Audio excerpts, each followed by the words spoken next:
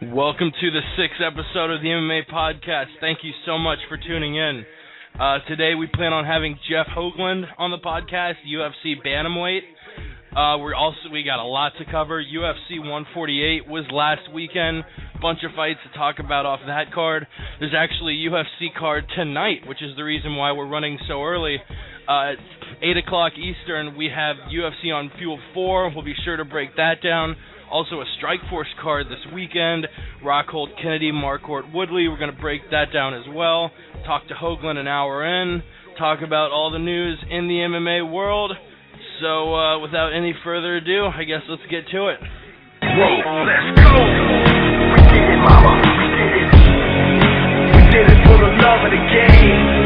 We did it, mama. We did it. I did it for. I did it, mama. Will never be the same. We did it, mama. I did it for. And like I said before, huge thanks to our listeners. You guys are the ones who keep us going. Big thanks to Jeff Hougland as well. Follow him on Twitter, JeffHougland.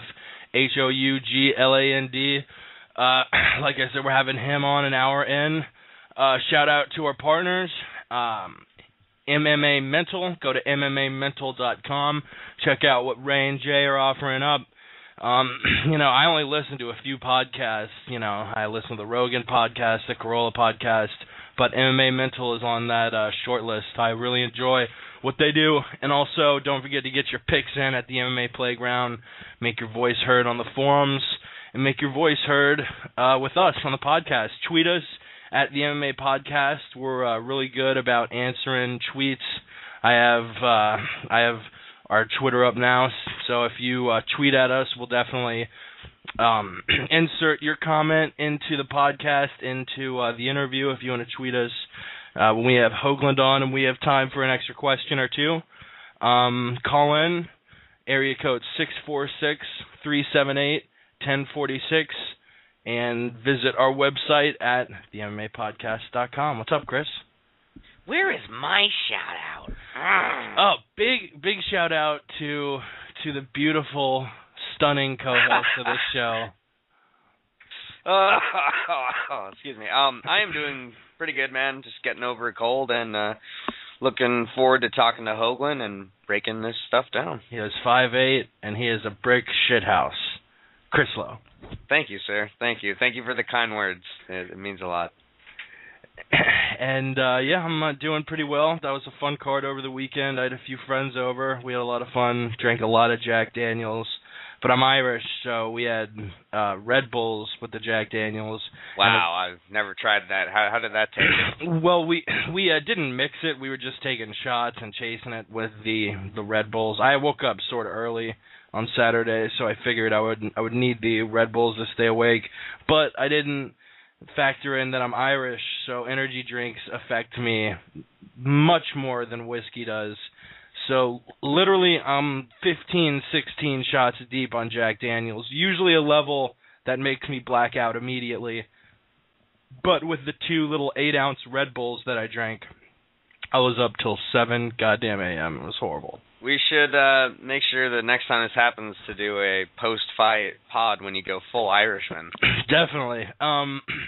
Also, for our listeners who don't know what we're talking about, we have been planning on doing a post-fight podcast, which we will get to either this month for UFC 149 or for one of the pay-per-view cards for UFC 150. We actually thought about doing it tonight, but ultimately decided for our first post-fight podcast, we want to do it for a big card.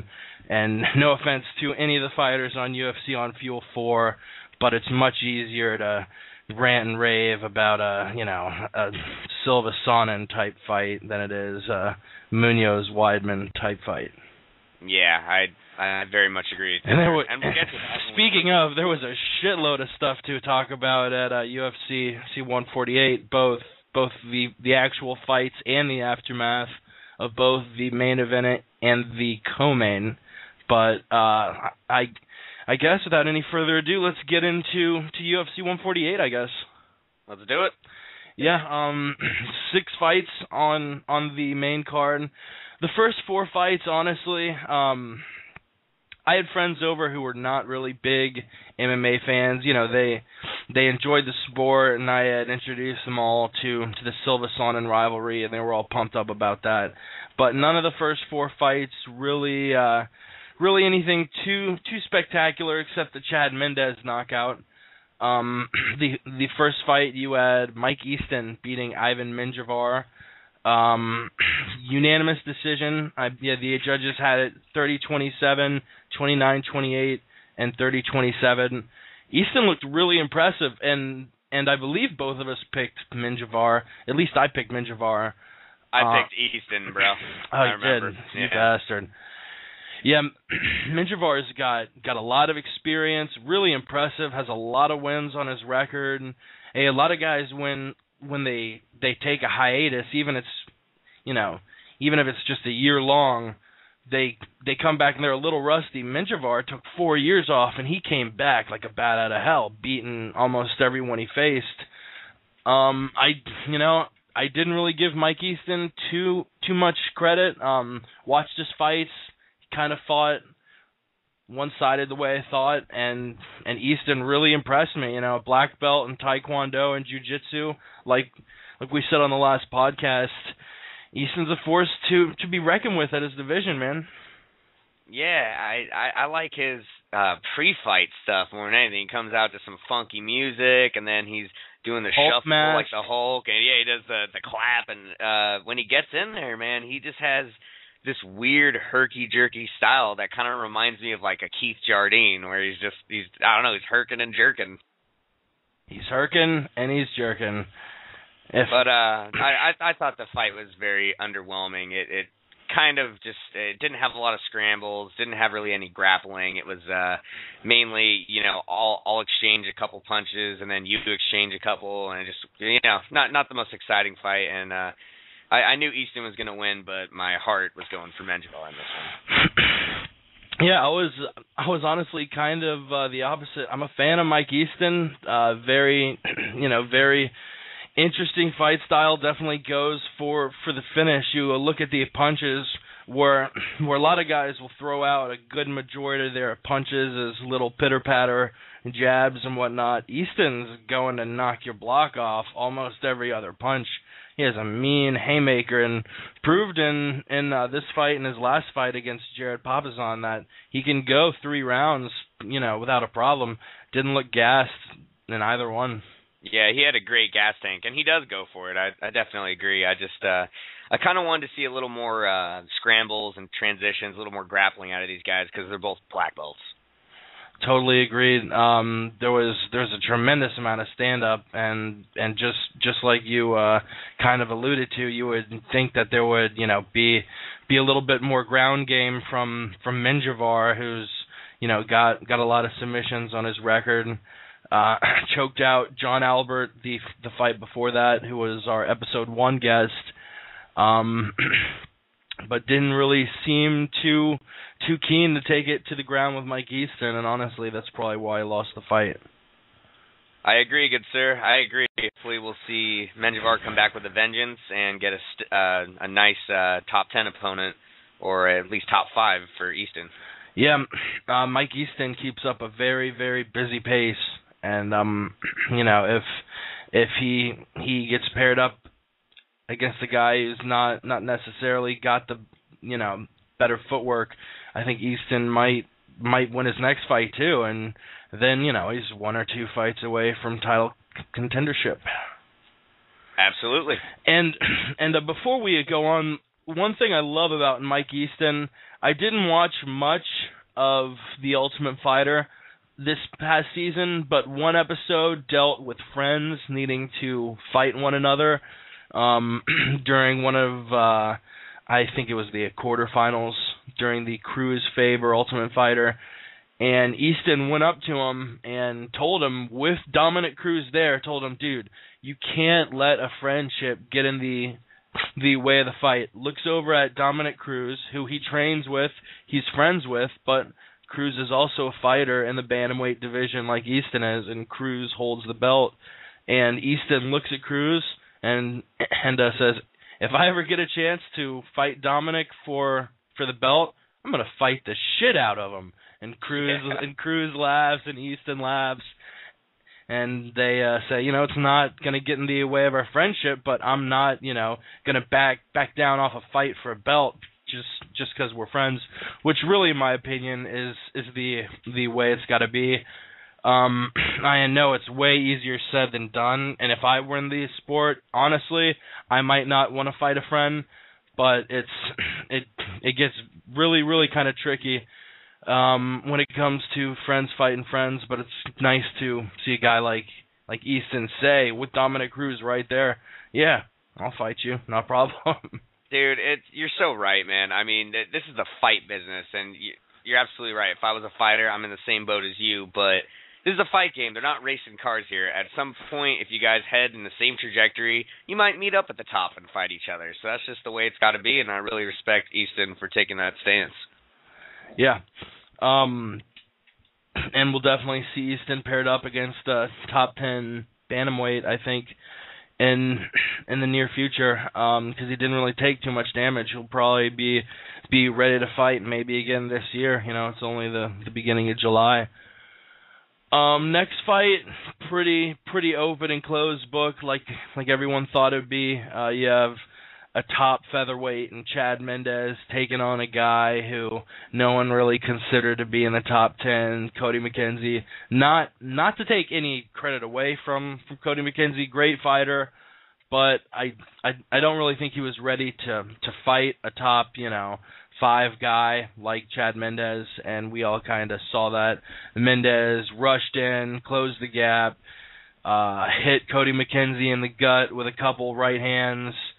McKenzie collapsed, and Steve Mazzagatti saved him at 31 seconds, end of the first round. It was a very, very quick fight. I don't know if you realize this, but Mendes actually caught a body kick and then threw the punch to the breadbasket. Like, that was a counter, counter catch to a punch to the sternum or something, or solar plexus. Mendes has a great chin, or in this case, I guess, a great liver. But oh yeah, it was kind of surprising to see Aldo just catch him with that knee and finish the fight so soundly. That would maybe be a fight I would be interested in seeing again down the road, because Uriah Faber actually has called Aldo out for the reason he was able to wheel around, turn so quickly and deliver the knee was because he grabbed the fence and actually used the fence to turn himself around. I've been hearing that, but I haven't rewatched the fight. Have you rewatched it? Is that true? I did. It doesn't look like he pulls himself up by the fence or anything, but it definitely looks like he uses the fence in his advantage to turn himself around. Mendes had Jose Aldo's back standing up seconds before he delivered that knee. Aldo was able to turn around and deliver the strike, and watching it looks like he could have grabbed the fence. Yeah, looks like man, he did grab the fence. That was a crazy fight. Mendes actually, when he caught that knee and he fell on his back, when he woke up, he was smiling like, "Hey, man, nice." And then Aldo comes rushing in and boop, boop, and he's out. That was brutal. But back to Mackenzie Mendes. Mackenzie's one of those guys I will always, not necessarily root for, but I'll definitely watch his fights because the shit just got real meme. You know what I'm talking about? I know what you're talking about. The UFC runs those little promos where there's a grid of lights in the background, and I guess they tell the fighters, stand there, shadow box. And whenever you watch a UFC event or maybe see a promo, you will see a little, 5 or 6 second clip of a dude shadow boxing in front of these lights, and there's fog in the background. Huts. And Cody McKenzie, I guess, decided to just sprint at the camera and put his hands up like, ah! And there's an internet meme where it shows him do that, and then it flashes in that white meme text under, shit just got real. Yeah, what is the need for the water spritz, by the way? I never understood that. When I was just getting into the sport, I didn't get that. I was like, this is actually kind of gay. Little gay. Don't understand why they need to be glistening. It's manly. They've got to be glistening. If I want to see a dude shadow boxing, he better be glistening. Yeah, and lastly, to touch on one last thing before we move on, McKenzie was doing an interview before this fight, and he said a lot of people think I'm a jiu-jitsu guy. I'm not.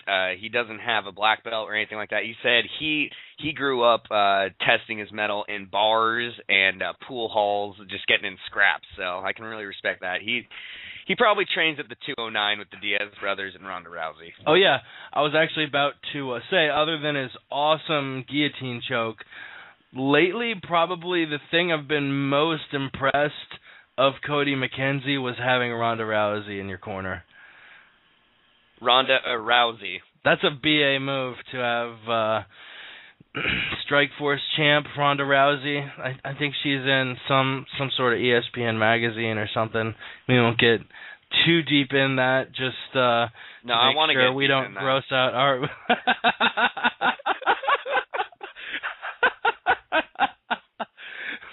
Sorry, man, you left it open. That was excellent. Oh my God. Oh man.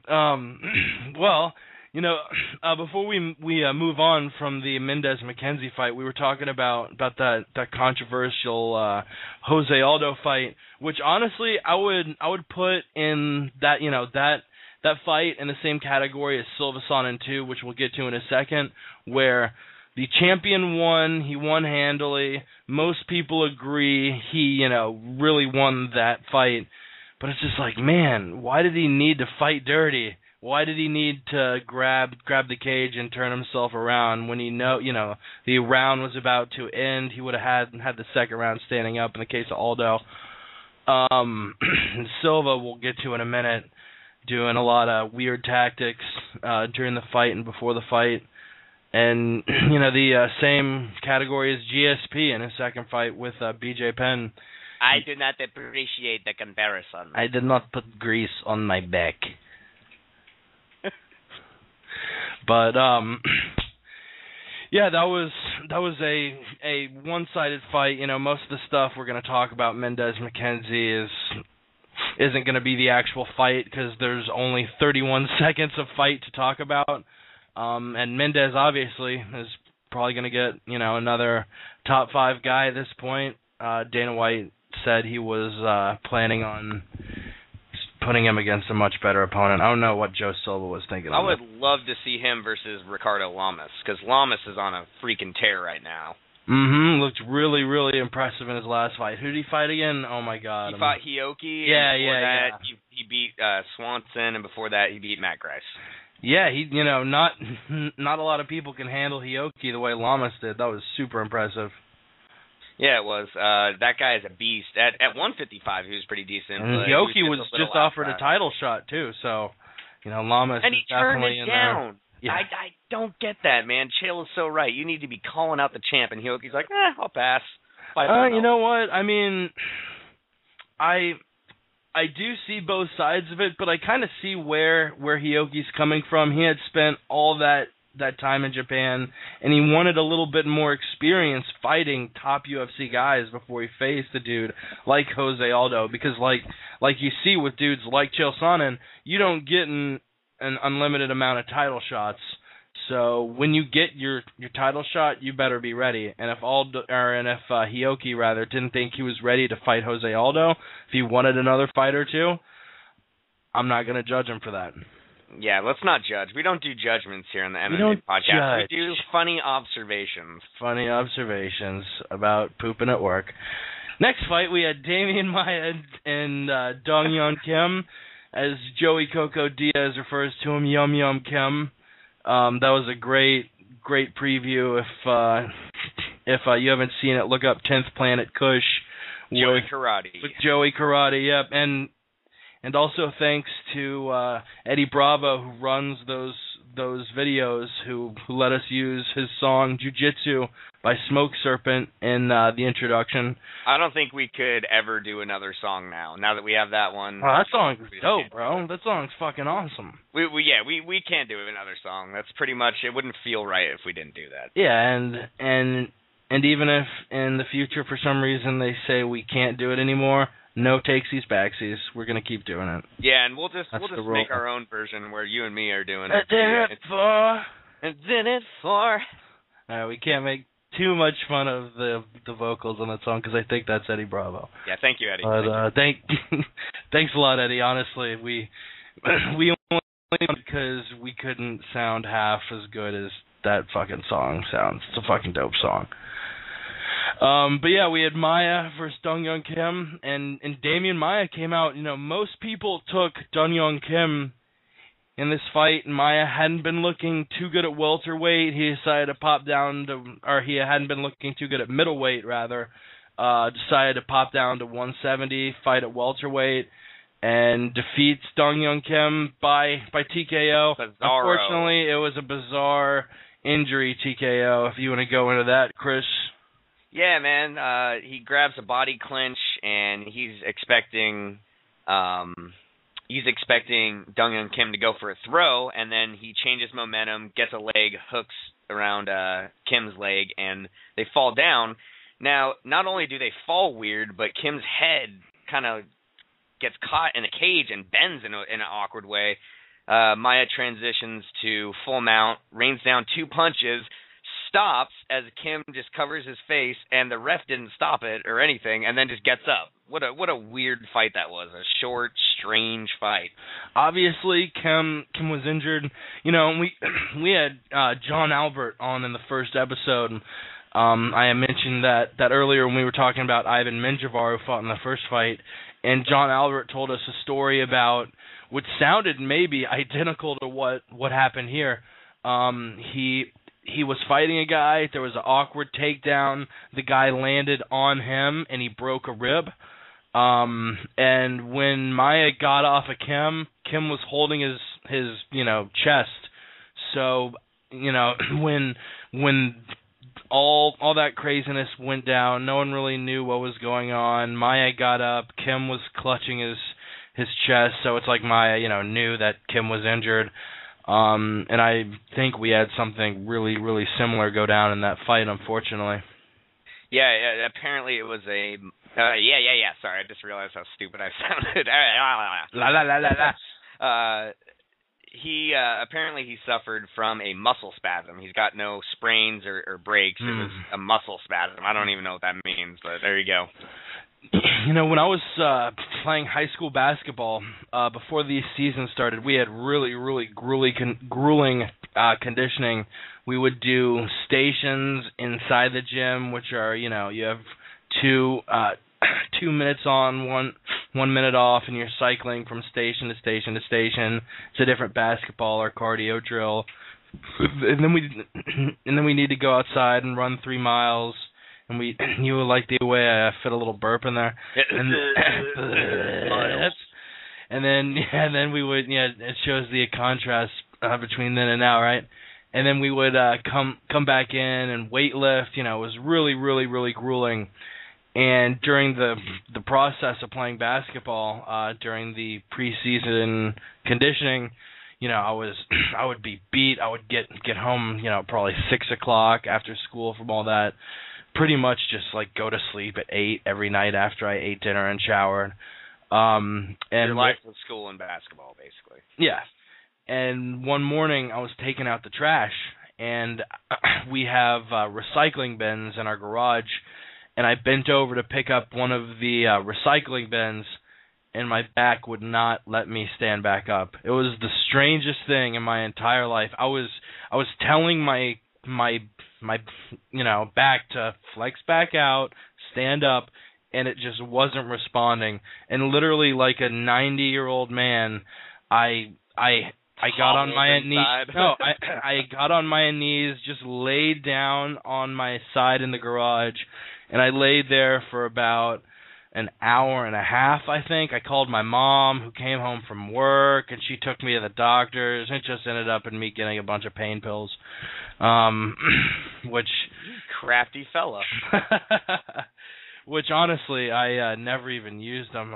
I ended up throwing them out after they expired, because stuff like hydrocodone's just, those make me feel like absolute shit. You're not supposed to be taking that kind of crap. Yeah, I mean... That's not natural. Yeah, I mean, people say, they get hooked on it and whatnot, and I understand other people's biology is different, and, very well, just the way they're chemically made up, it's addictive for them, but thankfully for me, that stuff is, it's repulsive. It made me sick. This has officially turned into the JRE. You went from Dong Young Kim muscle spasm to your back to hydrocodone in America.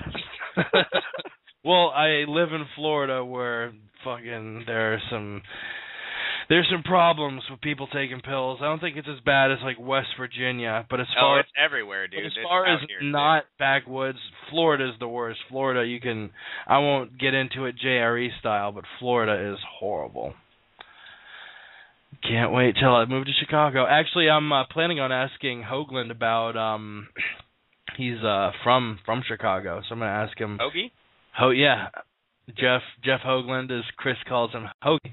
You should ask Hoagie to have a hoagie with you in Chicago. I don't know if Chicago's known for hoagies. I thought it was just deep dish pizza. No, they've got famous dips, sandwiches that you dip in like au jus and stuff like that. Well, I don't know if I'll ask him about au jus sandwiches, but I'm definitely gonna ask. I need to stop in Chicago to order a deep dish pizza, because I'm going to have 3 months over in that city, and I'm very much looking forward to it. But like we were talking about, Dong Young Kim, weird injury. They probably won't move him down the welterweight ladder too far, even though, his last couple fights, he did beat Sean Pearson at UFC 141, but lost in the first round to Condit and Maya before and after that one. So we'll see who he gets. I am really, really happy to finally see Damian Maia use his goddamn jiu-jitsu. How long has it been since we've seen that? Literally, it's been probably 3 years since we've seen it.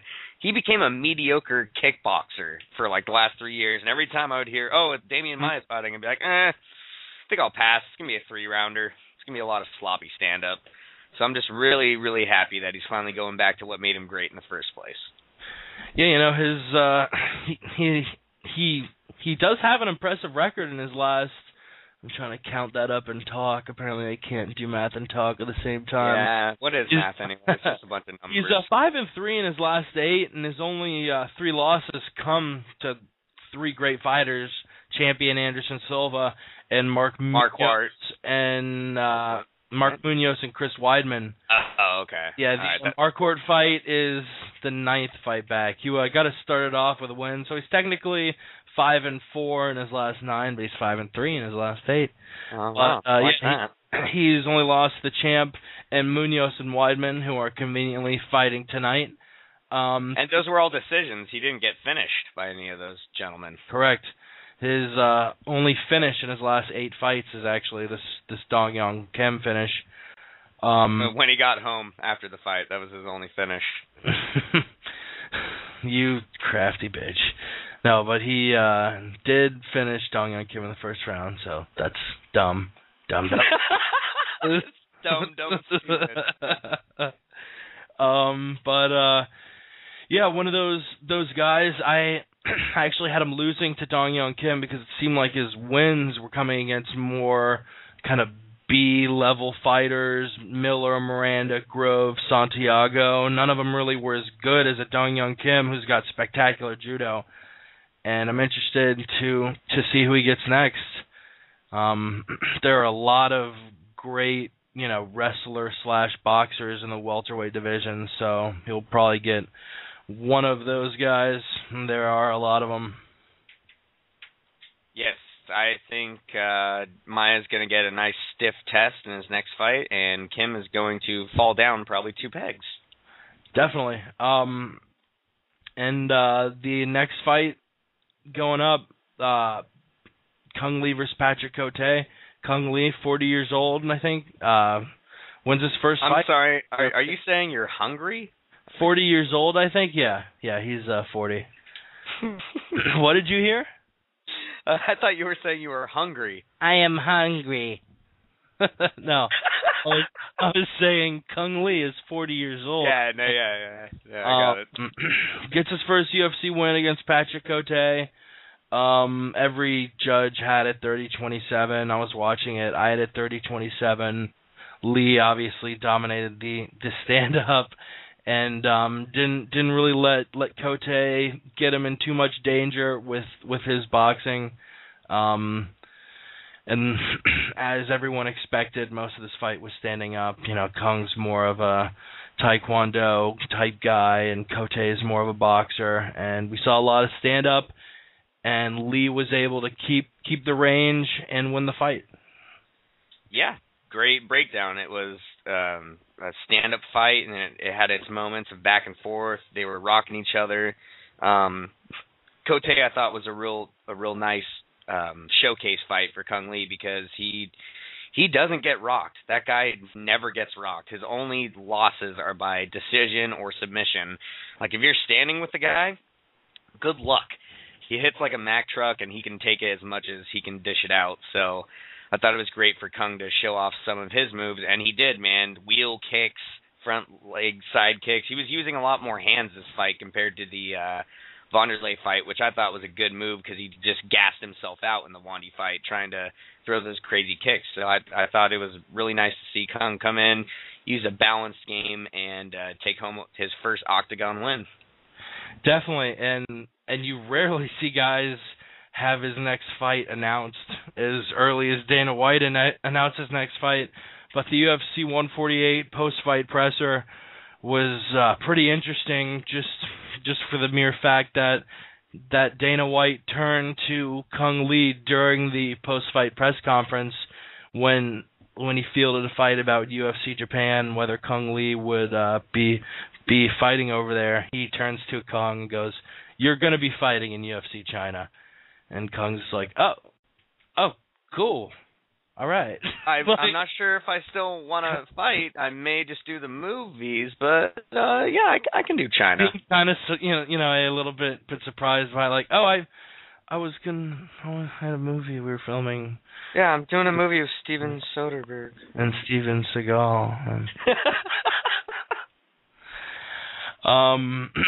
Yeah, Kung wins his next fight, and I don't know if it's been officially announced, but it's heavily rumored that it's going to be Kung Lee versus Rich Franklin, the fight that was originally slated for UFC 148 before Vitor Belfort was injured, and Rich Franklin had to take Belfort's spot, so it's going to be Kung Lee and Rich Franklin at UFC 148 China. Kind of interested to see where China ranks on the nationality scale. You know, we have Americans who will occasionally chant USA, USA, the Brazilians who are fiercely nationalistic, the Canadians who are still pretty nationalistic but a lot more friendly about it, the Brits, super nationalistic. Definitely interested to see if the Chinese fans come out and root on. I guess, there's only actually one Chinese fighter in the UFC who comes to mind in Taekwon Zhang. And Kung Tia Train Zong. I don't know. I pronounce it phonetically, so sorry, Tia Train. And Kung Lee, who's Vietnamese, and by the way, thank God we have a pronunciation master, and Chris Lowe actually has 2 master's degrees in every language that exists. Yeah, and those master's degrees are actually drawn up in crayon. My mom made them for me.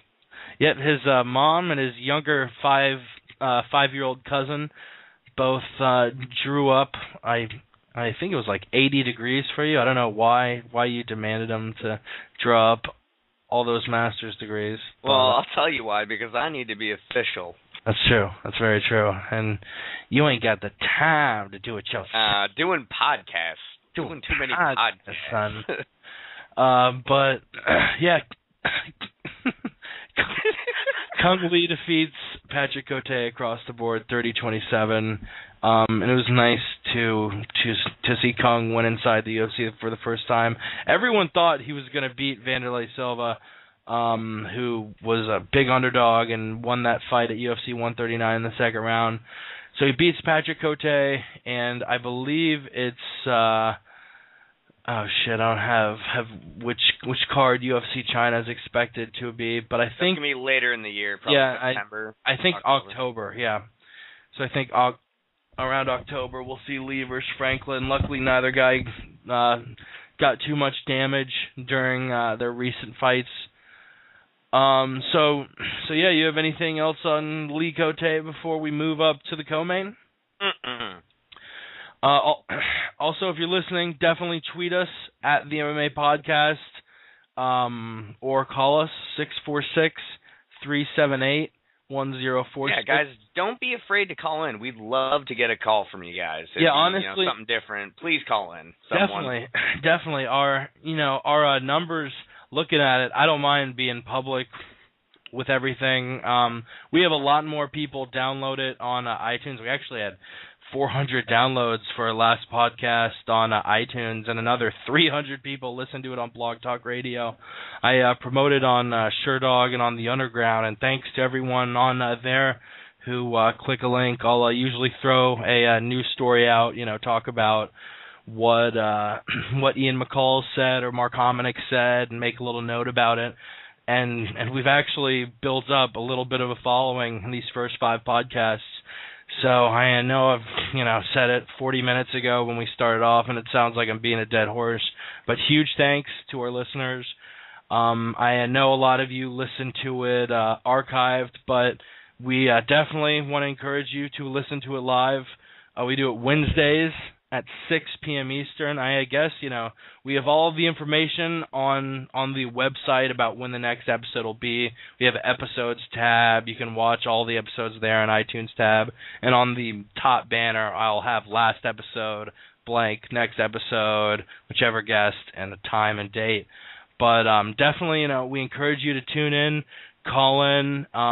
Yeah, we've had one call, and it's been from Anthony from, Arizona? Something like that? Yeah, and we did have another guy call in the second or third episode, but that was, I believe it was the second episode, and we just didn't have time because we were about to have two fighters on. Yeah.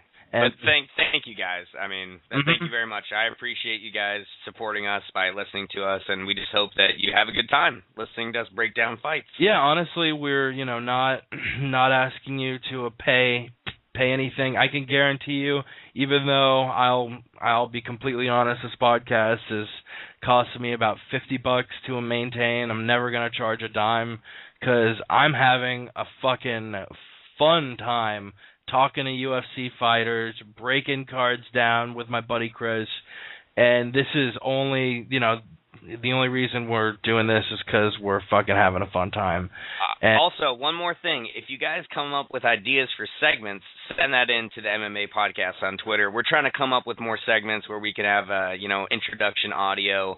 And if you guys have some cool ideas, let us know. Hit us up on Twitter. Or if you have like a super elaborate idea that you can't fit into 140 characters, you always can email us at themmapodcast@gmail.com. Pretty much, I was surprised as shit when I locked all these domains down like a year ago. I was like, the MMApodcast.com is available.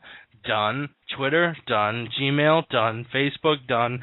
So anything / the MMA Podcast, Facebook or Twitter, the MMApodcast.com, the MMA Podcast @gmail. You can reach us on about any of those. The MMA Podcast at Skype.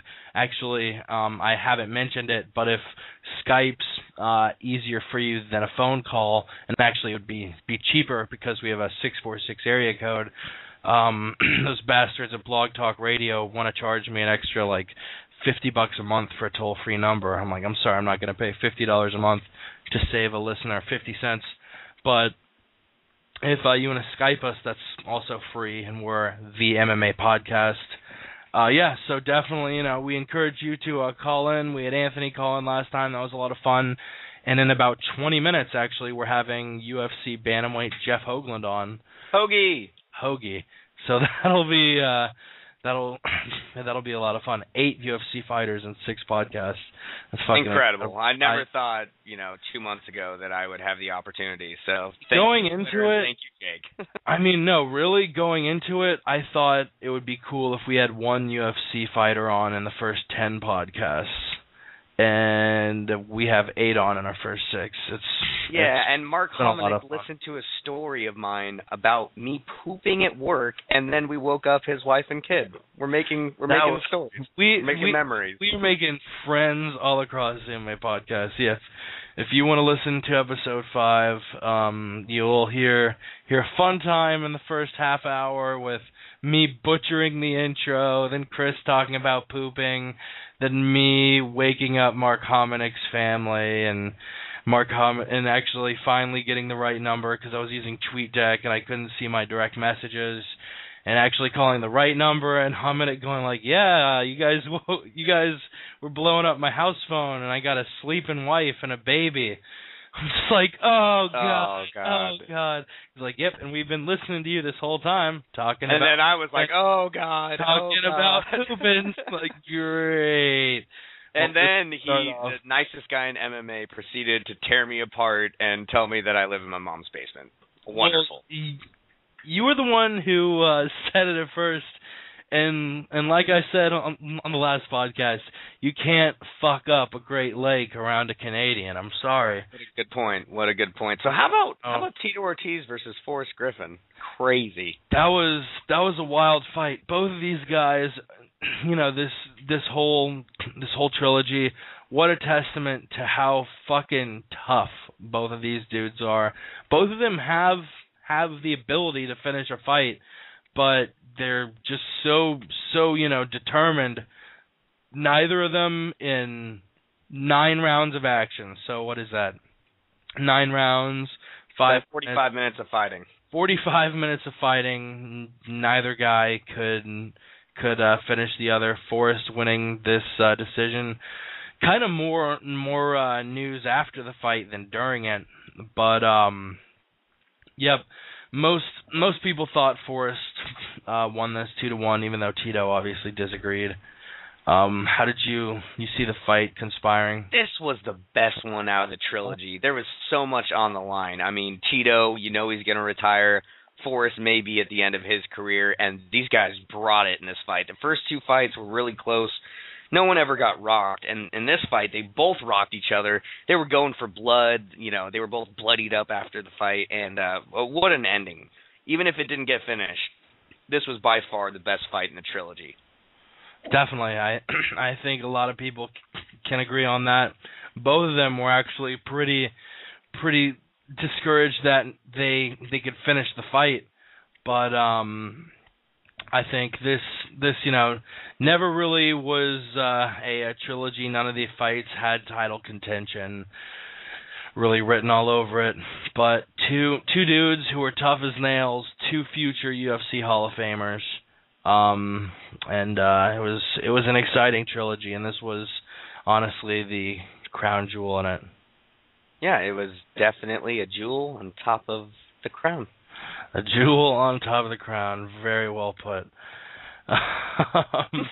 But yeah, Griffin was cracking him from the outside, and kind of like Lee did, was able to keep the distance for a while. There were definitely parts of the fight where Ortiz got the dominant position, especially in the 3rd round. I had Griffin winning the first 2 rounds and Ortiz winning the 3rd. Ortiz really came out in the 3rd round more determined than Forrest did. You heard his cornerman saying this is the last round in your career, and Tito definitely put it all out there on the last 5 rounds. Like he said during the post-fight interview, he went out on his shield. Great fight. Absolutely. And now to the good stuff. And now to the good stuff. The fight ends, and for the 2nd time in his career, the fight ends. And what's Forrest do? Runs to the door, runs down the stairs, and runs out of the arena. What the fuck? Wait, what are we talking about? We're talking about Forrest? Forrest Griffin, yeah. Oh, yeah. That was, I mean, he's a very emotional guy. When he got knocked out by Keith Jardine, he tried to leave, and he was crying, on screen. Then when he got knocked out by Anderson, he ran out of the octagon. He wasn't around for the post-fight. So it's not something that we can knock him on. A lot of people thought he broke his jaw during the Anderson fight, the way he left so abruptly. But he left, and apparently Dana White went up to him, and obviously Dana White's very open about the things that go down at UFC events, and he apparently told Forrest, "What the fuck are you doing, man? Get back in there." So you want to be a fucking fighter? And the reason Forrest Griffin apparently was so distraught is because he really wanted to finish the fight. In his trilogy with Tito, he obviously never finished Tito, wanted to do that this time around, didn't, and was really upset by it. And that wasn't the only thing he did. He got back in the ring, the official decisions announced, Forrest won the fight. He has his arm raised, but Joe, I think, went to Tito first for the post-fight interview. I don't think it matters whether he went to Forrest first or Tito first, but Forrest takes the mic out of Joe's hand, goes over to Tito Ortiz, and interviews Tito. I thought it was, I didn't think it was in bad taste like a lot of people talked about it, but a lot of people were unhappy with what Forrest did. Yeah, you know what, man? Tito's pissed off, and I understand. He said that Joe was the first guy to interview him. He wanted him to be the last. It's sentimental. I totally understand, but Forrest apologized for it in the post-fight conference twice. So hopefully Tito can move on. I mean, he's going to have a job with the UFC for a long time. He's a huge megastar. So I mean, it's just one moment in his career. So it is what it is. To give another shout-out to the MMA Playground, I'm semi-active on the forums over there. I have a couple hundred posts. There are some guys with thousands of posts, thousands upon thousands. It's a really active forum, bunch of great dudes. But I actually wanted to get to a poster on there. A buddy of mine, Pookie, said on the forum about that, Tito was very unhappy, said Forrest had no right to do that. Dana agreed with him, said Joe interviewed him in his first fight, and he wanted Joe to interview him in his last fight. He didn't know what the fuck Forrest was doing. Forrest apologized, and Tito offered nothing as far as, it's all right, man. And Pookie had a really interesting comment. He said, I remember when Mark Coleman had his first fight in the octagon, he had to stop his post-fight interview halfway through to say, fuck you, Tito, anytime, douchebag, because Tito was yelling at him from outside the cage. I'd have to say what Tito did to Coleman was worse than what Forrest did to Tito. So even by objective karma logic, Tito got the better end of the stick and has no room to complain, which I totally agree with. I didn't even think of that. But yeah, when Mark Coleman had his last fight, Tito was screaming at him from outside of the cage, giving him zero respect. So I think it's pretty fitting. Never been a huge Tito Ortiz fan. See why his fans like him. He's a really, really determined dude. And obviously one of the most dominant champs in the UFC, but I've never been a fan of the guy, and I thought what he got was totally deserved. It's tit for tat, sir. Tit for tat. And now we'll have to see who fucks with Forrest Griffin on his retirement fight. Well, I would have to guess Anderson Silva. He's going to fly in and matrix him. I don't think that fight would. I don't think Joe Silva would make that fight again in a million years. No, we haven't seen a guy dismantled the way Anderson Silva dismantled Forrest Griffin. Actually, during the post-fight press conference, I thought it was pretty funny. Anderson Silva goes up and sits next to Forrest Griffin, kind of pats him on the back a few times like an older brother. Hey! Hello? Hello, chill, no respect nothing. You respect everything. I like your book. Speaking of which, moving on to the main event, we had the most anticipated fight of all time, Anderson Silva versus Chael Sonnen. And in the first stanza, I think a lot of people were going, "Oh my God, Chael Sonnen is going to do it again and whoop Anderson Silva once again." The first round, he did what he did the first fight. It wasn't quite a 10-8 round, but Sonnen had control of Anderson Silva, controlled his wrists, moved into half guard. Silva was trying to throw up legs for triangle. Sonnen was having none of it, and Sonnen was dominating, obviously a 10-8 round.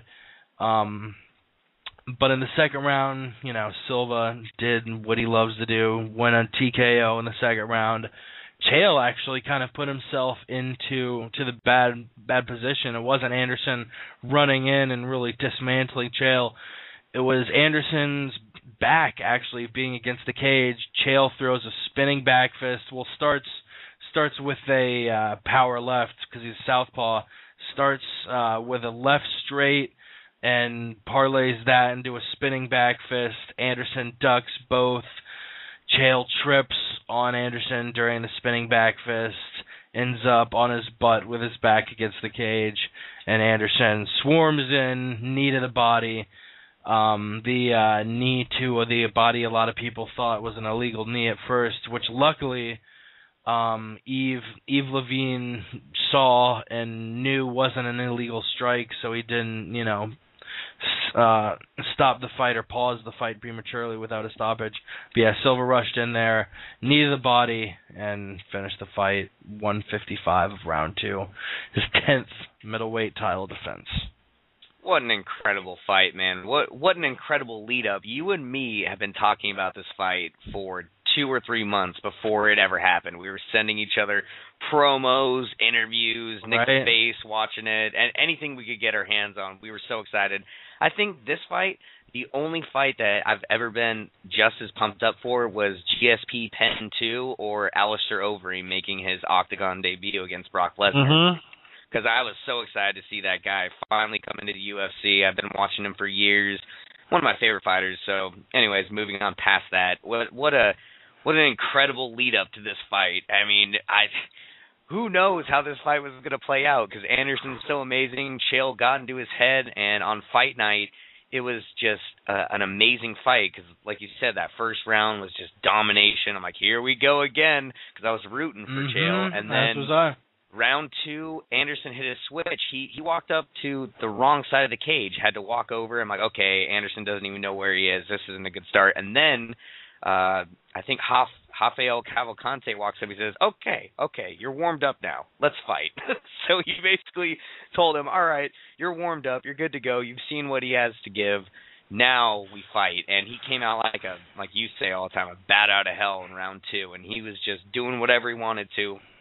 It's the only time I've ever seen somebody front kick someone in the gut and then the other guy who got kicked grimace. That's what happened. Anderson hit a body kick, and Chael spins to the side and grabs the leg, and for 1 second you see Chael just going, oh! And he turns over for a takedown, misses it, tries to get Anderson down about 2 or 3 times, hits that spinning back fist, and falls over. And when he looked up at Anderson, he kind of looked like a redheaded stepchild looking up at his dad when he did something wrong. Daddy, no. No. Yeah, he was definitely out of it for some reason, and he got finished. I think the stoppage was a little bit premature, in my opinion. I think they definitely could have let it go. He didn't seem to be too out of it, and he only took about 1 clean shot. So I think that's the only issue I have with this fight. But I don't think it's over. I think if Chael decides to come back, he can rack up another 3 or 4 wins, fight Anderson again, just because of how intriguing it would be, and it would probably outsell the last one. Yeah, definitely. And I was putting this fight in the category of fights where a champion dominated, but there was a little bit of controversy, even though he dominated thoroughly, and the controversy, didn't really outweigh it. There was a little bit around Anderson putting Vaseline on his chest. He actually, as he was circling the cage before the fight. He wiped Vaseline off his face with his hand and rubbed it on his chest, which luckily Eve Levine, actually Lorenzo Fertitta, went to Eve Levine and told him to watch for that. And he did it, and Eve Levine wiped the Vaseline off his chest. I have not heard this. Yeah. What? Yeah. Lorenzo Fertitta told Eve Levine to watch out for Silva putting Vaseline on his chest. Whoa. Silva really? did it. Yeah. Silva did it, and Levine's like, hey, no, and wiped it off. Even though wiping it off isn't really going to do much, you wipe Vaseline on yourself. Even if you wipe it off, it's still in your pores, and you're still going to be slippery. The thing I don't like about all this, and then there was Silva grabbing Sonnen's shorts. The thing I don't like about all this is if you're going to put rules in place and you're expecting somebody to break the rules and you warn the ref about that person breaking the rules and the guy breaks the rules, how is there no punishment? Anderson Silva isn't going to face a punishment for rubbing Vaseline on his chest.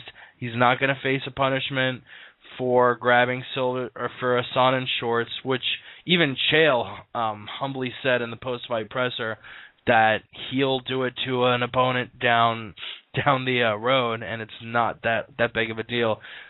Silva was, breaking rules, and I don't understand why fighters are, told, not told, but it's pretty much assumed. Oh yeah, you can break rules, and they'll only warn you. So go ahead and do it once or twice. How about that shoulder check at the weigh-ins?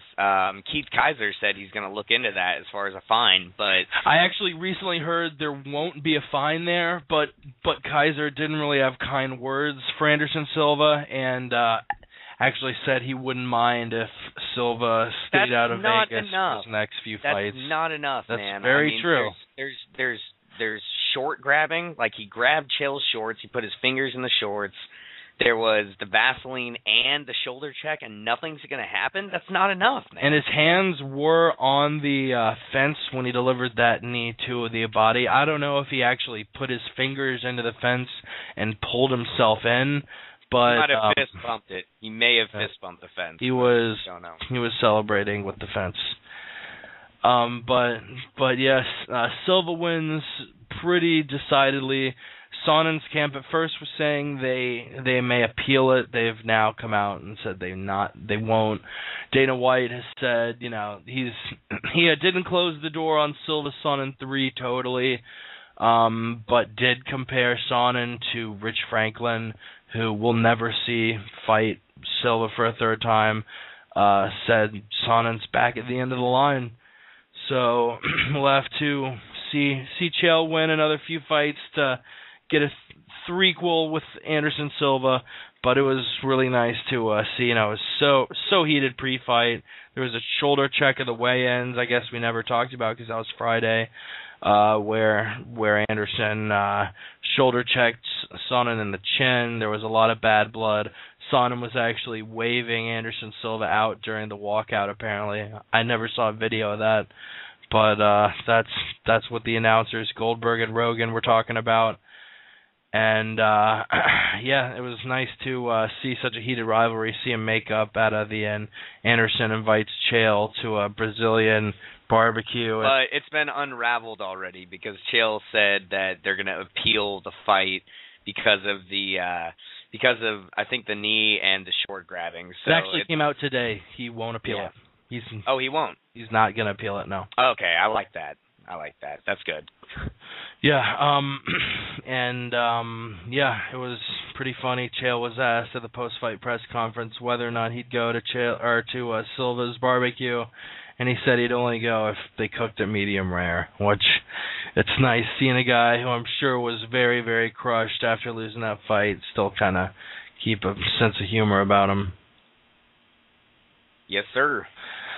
But yeah, really, that's as far as UFC 148 goes. Silva Sonnen, we aren't sure who Silva will get next. Actually, during the news segment, we'll talk about Ed Soares coming out and talking about Anderson Silva potentially moving to 170 pounds. That's so dumb. Said his last few weight cuts, yeah, I don't think a guy who is big enough to fight Forrest Griffin and, James Irvin be that big. I don't see him cutting to 170. He made Irvin and Forrest Griffin look small at 205. There's no way that guy's going to make 170. He will die. All right, but it's about an hour in. It's 4 o'clock Eastern, 1 o'clock Pacific. You ready to get Jeff Hougland on the line? Let's do it. Let us do it. Let's call him up and see what he's up to. Hoagie. I won't actually say that to him, by the way. And I think we're dialing. And I think we have him on right now. You with us, Jeff? Yeah, I'm here. Hey, how's it going, man? Thank you so much for popping on the MMA podcast with us for a few minutes. Hey, anytime. Yeah, we really appreciate it. I know you had a busy weekend in Las Vegas over at UFC 148, the Fan Expo, the Fighters Summit, and all that. I was stalking your Twitter a little bit and saw you recently got back to Washington from the Fighter Summit over in Vegas. How was the Fighter Summit? A lot of fans don't really know exactly what exactly the summit entails, so it would be cool to get a listen from it from an actual UFC fighter and yourself, man. Sure. Yeah, they do it once a year. They bring everybody down. We were at the Red Rock, and we just had to do like photo shoots and scan for the video game for the EA Sports, and then we have classes. We have to go to classes on everything like performance enhancing drugs. The commission talked to us a little bit, and how it's bad for you and whatnot, and they bring guys in to help us with our Twitter and Facebook and stuff so we can market ourselves better, and make more money. And yeah, man, it's a cool experience. It's kind of it was, for me, I'm I'm kind of I'm nobody really in the company, and to be around just all these big name guys was pretty cool. I was sitting there eating, watching Alistair Overeem, and looked like he ate 8 pieces of prime rib for lunch or something, man. I was scared he was going to mistake me for a little pony or something, because he was just that guy can eat, man. The horse meat. And he loves eating ponies. Yeah, I was actually about to ask, you sure it was prime rib, or did they have a special horse meat buffet around? Who knows? Maybe for him. Yeah, one of the funniest tweets I've seen recently was actually Sam Cecilia. He tweeted out his UFC Fighter Summit notes saying, "Roids are bad, frowny. Tweet cool shit. I'm on a video game, happy face. I have insurance. Michael Irvin's a stud." I was kind of interested. He just put Michael Irvin's a stud on his notes. What exactly? I guess they must have brought him out during one of the conferences where they had all of you you guys sitting around. What exactly did Michael Irvin say or do to show his studliness, like Sam Cecilia mentioned? They brought him out. He was a motivational speaker, and he talked to us about all kinds of stuff, how to deal with fame, which, for me, that's not a problem.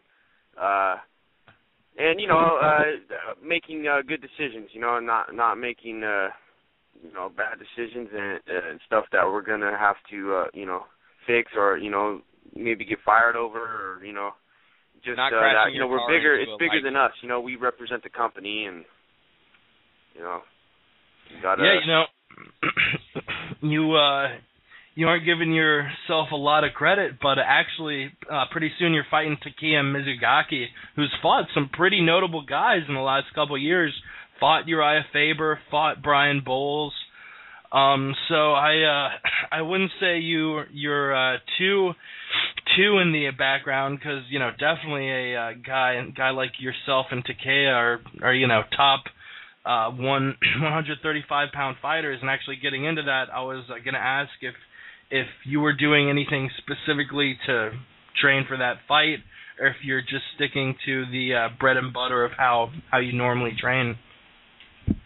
Actually, I'm trying to step it up a little. As far as my sparring partners go, I'm trying to work with more smaller guys and higher level guys. Okay. Which, I think will really help me, because I mean, to be honest, I have a great group of guys at my gym, but as far as little guys go, I only have like 3, and I mean, it's like any other thing. I know what they're good at. They know what I'm good at. And sure, we can train hard, but I need to fight, guys that, when I get in front of, I get scared, and they don't know what I'm good at. I don't know what they bring to the table, stuff. So, I think that's where I kind of made a mistake with prepping for Yves Jabouin. I watched video, and I knew he was fast, and I trained, and, but I didn't have the sparring partners that were as fast, or anybody, that could help me prepare for that speed. And, I mean, I was that's where I was caught off guard, is how quick he was able to get in and out. And, I mean, of course, when he hit me in the liver, that changed everything. But, yeah, I mean, I got to make sure that, I'm prepared for that the next time. Because I don't think Takea is as fast as Yves, but, he's a stand-up guy. He likes to bang. He's got a real tough chin, and he's got good takedown defense, and he's pretty good at stifling guys on top. So it's going to be a hard fight for me. But I mean, there's not an easy one out there. Right now in UFC. So I look forward to it. Yeah, definitely. You train at a Combat Sport and Fitness in Washington. Are you trying to bring more people in, or are you going to be popping around more to gym to gym to get a wide range of sparring partners and grappling partners and whatnot? Yeah, I mean, I'm gonna go to California like I always do and train down there, and I'm gonna with Dynamic MMA. Sorry. Yeah, it's a Ralph Gracie school down there. They got some tough guys that are my size, and great coaching down there. But yeah, I'm gonna try to go. Maybe get in with some work with the Diaz brothers, because they're not too far away from there. Oh, nice. And yeah, I think I'm gonna go down and try to stay a weekend or 2 down in Spokane and train with Cecilia and Chiesa. Oh, cool. It's funny. I mean, just brought up his tweet. Well, Chiesa's a lot bigger than I am, but Sam's gonna fight at 45 and stuff, and I mean, he's. Whoa! Oh, wow! Is he really? He's dropping? That's what I heard. So nice. He's so he's closer to my size, but he's still. I mean, he's like stupid strong. I heard. So and I've seen him fight. We fought on the same cards before we were in the UFC, and yeah, that dude's he's strong if he's not anything, Yep, another Northwestern guy. Yeah, Northwest guys are doing pretty good right now. So definitely. Hey Jeff, Chris here, man. Just want you to know it's a pleasure to have you on. I've watched your UFC fights, man, and like Jake brought up earlier, you don't give yourself enough credit, man. You had a fight of the night against Donnie Walker, if I'm not mistaken. I didn't get fight of the night. I wish I could use that. Oh, okay. I'm wrong. My bad. Hard to get fight of the night. Fight of the night for me. Yeah. Hard to get it when you're on the card there with like Dominic and Uriah and Vanderlei. There was so many good guys. Well, I just wanted to ask you, man. You fought Donnie Walker and you did real well, and then you went against Yves Jabouin. You said he was fast and whatnot, but with Mizugaki, he has fought like Miguel Torres. He's fought Scott Jorgensen. I'm assuming that you're going to be looking out for that clinch game of his, because he likes to throw, technical boxing and then bring it in close. He TKO'd Cole Escovedo with that clinch game. Are you really working on that in camp? And if so, how do you plan on beating this guy? Because, I could see you doing it, but if you can, without giving away your entire game plan, what could you give us? Sure. In the clinch, here's the deal. He fights straightforward. So in the stand up, if I don't want to get caught in that clinch, that means I have to hit an angle. And then I also have to mix that up, with takedowns. So that's what I want to do. I mean, it's no secret that I want to put him on his back and get him to turn over so I can get my hooks in and hopefully choke him or something. I know Uriah Faber's the only one that's finished him in the UFC or whatever in WC. So I got a tall task in that, but hey, anything's possible. And I would love to see you choke him out. I'd love to see that, man. One other question I have in regards to the Fighter Summit is Ronda Rousey as beautiful in person as she is, on my screen? Oh God. I didn't see her. I think she must have been there on the first day, or I'm not sure. I mean, I think they might have flown her back out to Portland to the Strikeforce that's coming up there or whatever. I don't know, but yeah, man, she is good looking. I saw that video they posted of her photo shoot, and yeah, I mean, she's doing her thing, that's for sure. And she's a badass girl too, man. I would not want to her skills, hit down that girl. She's legit. Yeah, you watch her on the ground and her, I mean, she is tough. She knows what she's doing, and I don't think people realize how high level you have to be to go to the Olympics and stuff, and train at that level. I remember this guy came into a jiu-jitsu school I was in. He was a purple belt, and I was a blue belt. And at the time I would hang with the purples, and I could beat some of them. And I started going with this guy, and he's just like murdering me. I'm running out the door trying to survive. This guy's just all over me. And when it was over, I'm like, dude, that's the best purple belt I've ever seen in my life. And they're like, oh yeah, he's just visiting from the Olympic Training Center. And he's a black belt in judo, and he's I just saw him in the paper again. His name's like Travis something, but he's representing America again in the second Olympics, and he's from Tacoma down here. But yeah, man, that's such a high level, to be at, and she's great. Yeah, you were talking about training with the 209, and that's kind of a good transition from talking about Ronda. It's going to be, I'm guessing, amazing to train with the Diaz brothers, Shields, Melendez, maybe Thompson's going to be up there. That sounds like a great plan to train for this fight, and I think you probably agree with that since you're going. Yeah, I mean, you can only benefit from, getting in there and training with guys like that. I mean, they're the best in the world, I mean, in almost every weight class, I think they're all ranked in every weight class they're in. So, yeah, you can't go wrong there. Yeah, I mean, because my coach in California is black belt under House, and so they're kind of cool with Caesar and them. So he talked to Nick, and yeah, I'm trying to get that done right now. So I'd really like to. I mean, I'm a huge, Nick Diaz fan. I actually fought my pro debut. He fought on the same card. I think it was his second fight, and I watched him. I'm like, dude, this guy. When you just see somebody and you're like, that guy's gonna be huge one day. That's like when I saw him fight, I'm like, this guy's gonna be, like he's amazing, and he's young, and yeah, so. It was no surprise to me that he's one of the best guys in the world now. So. Yeah, I'm looking now. That was the card he fought 3 times in one night, right? Actually, that fight that was after that. The fight that I pro debuted on, he fought Chris Lytle.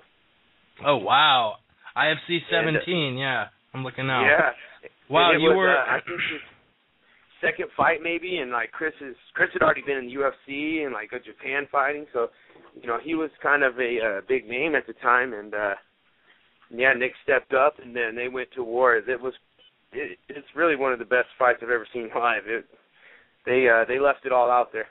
Yeah, IFC welterweight title. I'm looking now. That's actually really insane.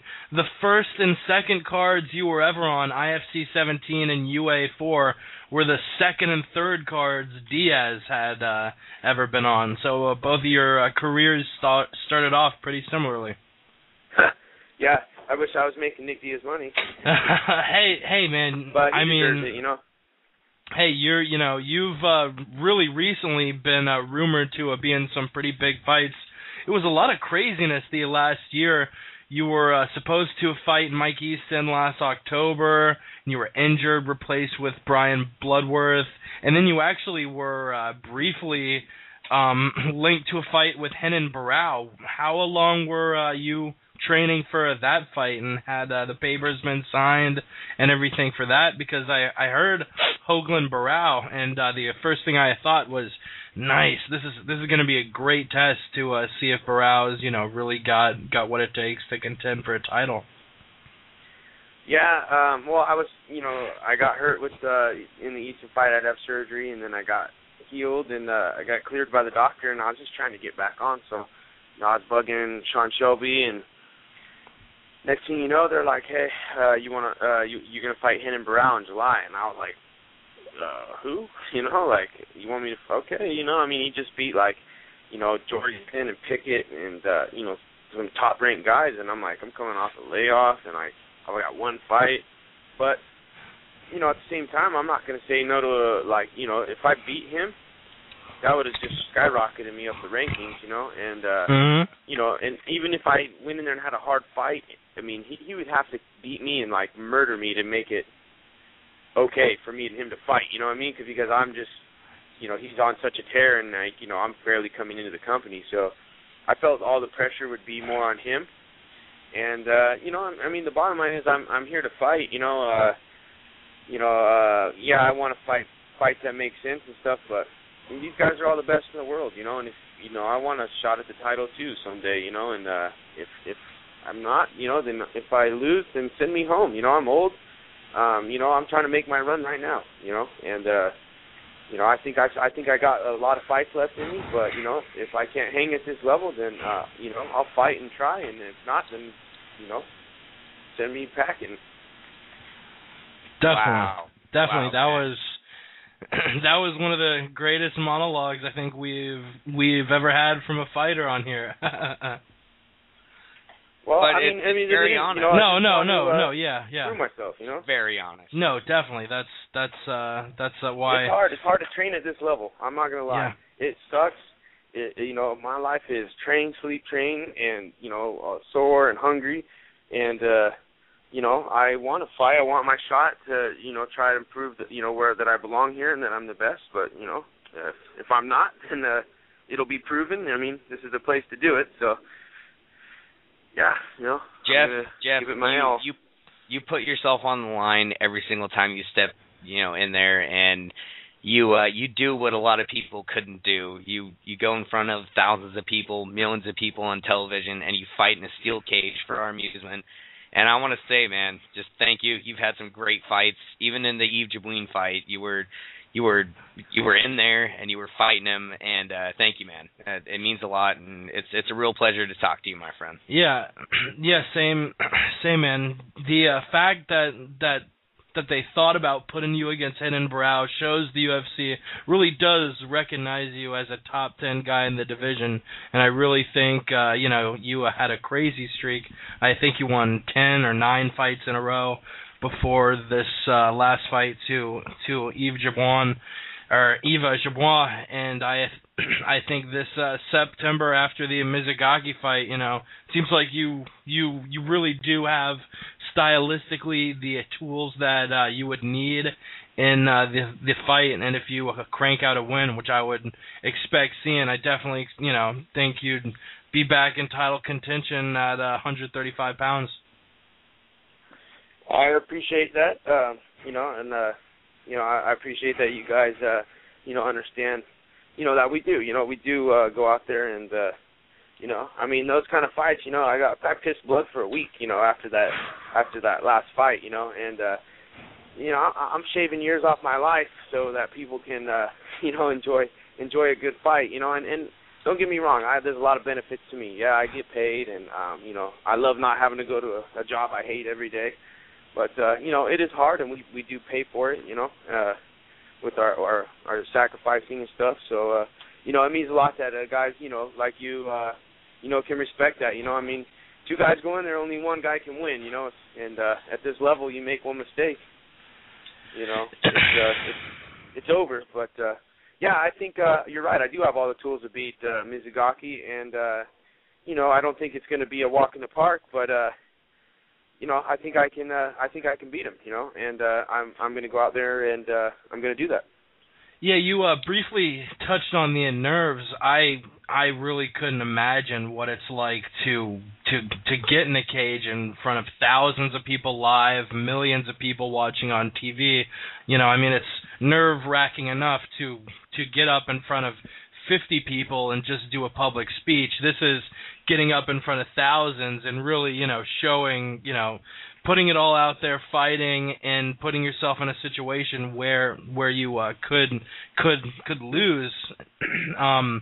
What is that like? The 48 hours before the fight, you know, I'm sure the nerves building up and walking out there. It's got to be a rush of adrenaline that's, you know, non-comparable to anything.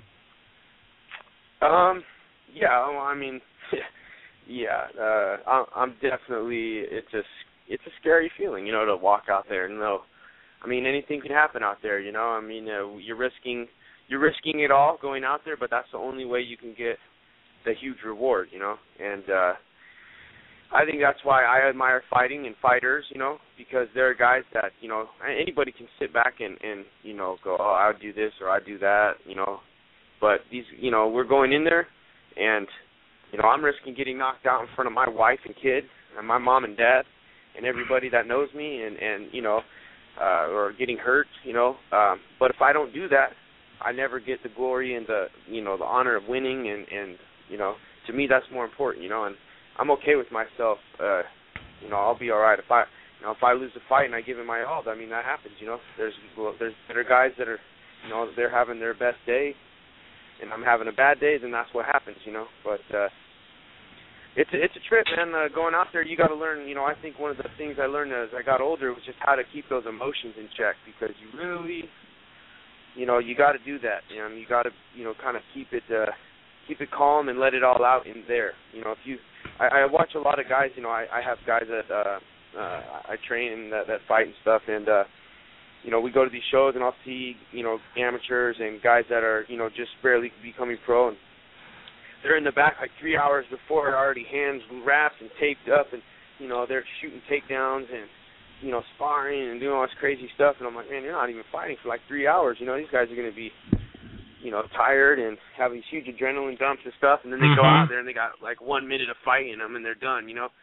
And I think you just learn like how to deal with that, the pressure and the emotions and stuff. And, you know, that's why, you know, you go to UFC and it's like a bunch of guys just sitting in chairs and then you're looking at their watch, you know. And when it's getting closer to your time, they get up and change and start warming up, and then they go out and do their thing, you know. And it's more normal, you know, I guess for me, because that's how, you know, I feel. You know, you can always tell the seasoned guys are the ones that are relaxing and stuff, and the other guys are going nuts. But yeah, man, it's until you do it, it's really crazy. But to be honest, I'm more scared. I'd be more scared to go publicly speak. I went and spoke to my old high school, and I'll tell you what, I was so nervous, like. I mean, I'd have much rather have just gotten a fight, and you know, you don't have to think as much. You know, it's just kind of autopilot. Once you guys start fighting, it's like, well, you know, you got to deal with whatever's going on. You know, you got to think about it and stuff. I'm sure the kids would have been pleased if you would have brought the principal up and fought him instead of giving him a public speech. You just jump on his back and sink the hooks in and choke him out in front of everyone. Oh, that'd be great. Yeah, Jeff. I'd probably get some Twitter fans. Yeah, Jeff, thanks again for coming on. Just a couple more questions for you. You know, you were talking about fighting angry, fighting with your wits about you, and that was one of the top storylines of Silva Sonnen. People didn't know if Anderson was going to keep his cool or if the apparent anger would come out during a fight. Have you ever been angry at an opponent during a fight, or have all of your 15 pro bouts been cool, calm, composed? I had one fight that I fought a guy that I did not like. Who was that? Rusty Simpson, and I fought him twice actually, and I liked him the first time. I thought he was all right, and then he wanted a rematch, and this is the last fight I had before I moved from California. But I was fighting at 45, and they had asked me to fight him he wanted to rematch me at 70, because I fought him originally at 55, and this dude was huge. He was big, and he'd cut a lot of weight, and he said that's why he lost the fight. So he wanted to fight me in his hometown at 170, and I'm like, dude, I cannot make 170. And a promoter said, I'll pay you if you do 165 pounds. And he agreed to it, like 2 or 3 months in advance. We signed contracts, whatever. And so we go there and fight, and or to the weigh-ins, and I weigh 156 pounds, okay? Yeah. And he comes in weighing 170, and I'm like, oh, you got to cut 5 pounds, he kind of, whatever, you're being a bitch, and I'm like, okay, well, go cut, So promoter tells me, yeah, dude, you got to do it.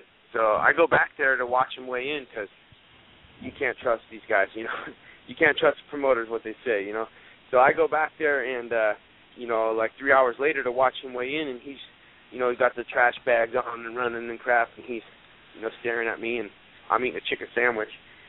And he gets mad, he's like, I can't believe you're going to be a pussy over 5 pounds, and I'm like, hey, man, quit wasting your breath, dude, and make weight. Like, I should be in my room watching, some movies or something, not out here be a professional, trying to look at you. Right? Yeah, exactly.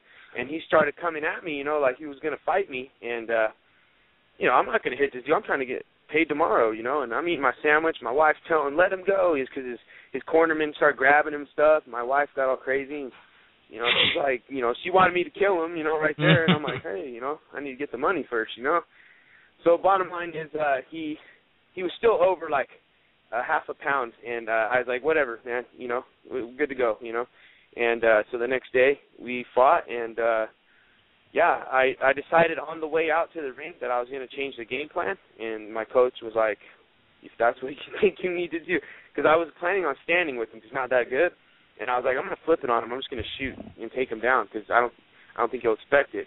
And he came out and thought we were going to stand, and I shot, took him down, passed real easy, and I got on top, and the first punch I hit him with was really good. I felt my fist kind of sink into his eye, and he screamed. He screamed a good and I just unloaded on him, and I broke his eye socket, and I hit him while the ref was trying to pull me off. I gave him probably a good six more, and we're out in the middle of nowhere at an Indian casino. It was no big deal. That is what happens. It wasn't like it would be today, That is what happens when you piss off Jeff Hellbound Hougland. Actually, my last question I wanted to ask, you're from Chicago, Illinois, and I've lived my entire life in Florida, actually. I'm a 22-year-old student at UF, and I'm going up to Chicago. I'm moving up there next month for a job. I'm so excited to both move out of Florida and move to Chicago because I've only heard great things. It's a great city from every single person who I've talked to who has been there, and everybody has told me, oh yeah, Chicago, they're known for deep dish pizzas. You got to get a good deep dish pizza whenever you're in Chicago. So I thought there would be no one better than you to ask where I should go in Chicago to get a deep dish pizza. Man, I really wish I knew the name of this place, but here's the deal. I was born in Chicago. I lived there for a few years as a kid, and I still have family there. I used to go back there every summer with my mom and my brothers and sisters, and we would stay the summers there. But, I only lived there for like 5 years maybe at the most, and then I grew up all in California. Oh, wow. But I do remember we would go down in the summers, we would have the deep dish, and then they would make these really great thin ones too, these thin crust pizzas. And the pizza, it was really good. And I can ask my mom, and I'll text you or something. All right, nice. Yeah, it sounds like you have a little bit more Chicago on your accent than just living there for a few years. It's funny. Oh, really? I didn't notice. But yeah, I wouldn't either. I think he sounds like me. I live in California, which leads me to my next point, Jeff.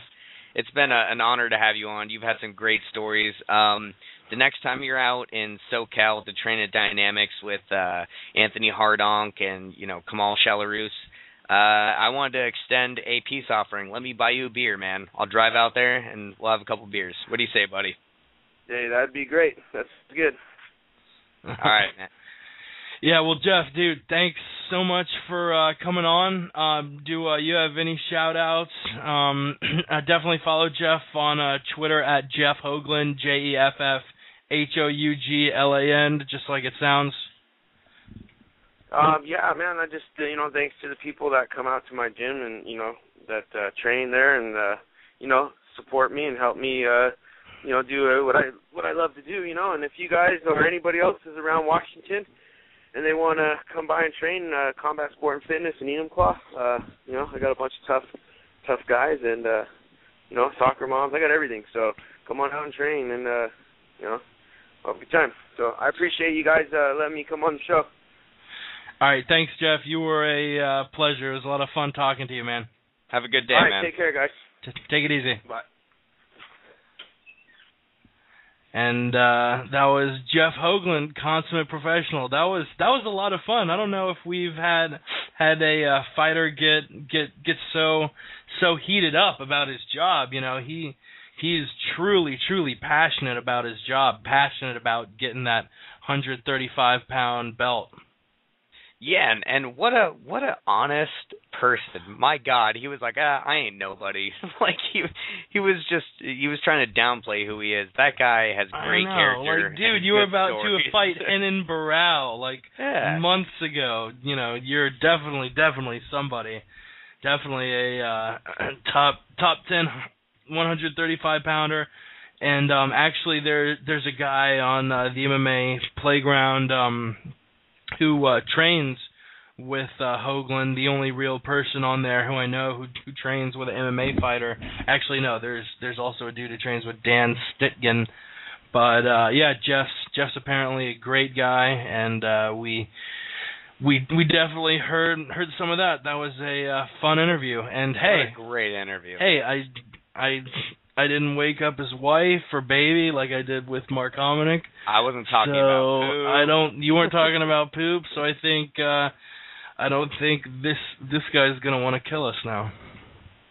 And I will definitely find a way out to LA to buy him some beers. I'll do that. That would be a goal of mine. That would be really fun. There are a bunch of guys. Really, the only hot spot as far as MMA training in Florida goes is in Coconut Creek. With American Top Team, and there's not really. Yeah, that'd be really awkward. Right. You sitting at a table with Thiago Silva, Jay-Z Cavalcante, Bigfoot. You're just sitting around. Hey, I drove 6 hours to Coconut Creek just to buy you guys a beer. I think I'm just gonna go home now. Yeah, I think that's what I'm gonna do. And then Thiago Silva makes a throat-slashing gesture at you, just... Do not go home. All right, I guess I won't go home. So do you guys want more, Porra! He's yelling. Porra! Yeah, so yeah, big thanks to Hougland for coming on and shooting the shit with us for about a half an hour. We got about a half an hour left in the podcast. We still got tonight's UFC on Fuel 4 card. I'm pumped. We got a UFC card tonight and Strikeforce 41 over the weekend. But really quickly before we do that, you gonna knock out 10 solid seconds of sorts?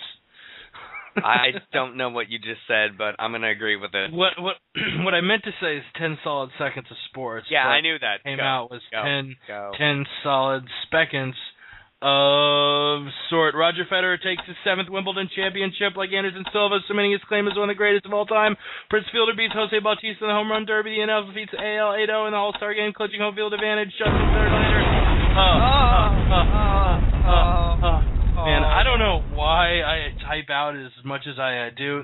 The solid seconds, I want to make sure I just have a stream of non-MMA sports-related news coming at you, so I, type up a couple sentences, but I always go, way over. By the way, speaking of sports, a cousin of mine asked me to give him a shout-out on Facebook, so Colin Bransfield, here's your shout-out. Shout-out to you, buddy. Shout-out to a very special ginger out there. Super special. Wow. And we have UFC on Fuel 4 tonight. Munoz versus Weidman. Actually, we'll touch on one prelim fight simply just because you had them as one of your 3 biggest cards of the month, besides Silva Sonnen and Faber Barao. You're really looking forward to Damasio Page versus Alex Caceres tonight, huh? Oh, I am, man. Oh, God, these guys bring it. Break it down for us, buddy. All right. Do we have a soundbite for that? Yes, we do.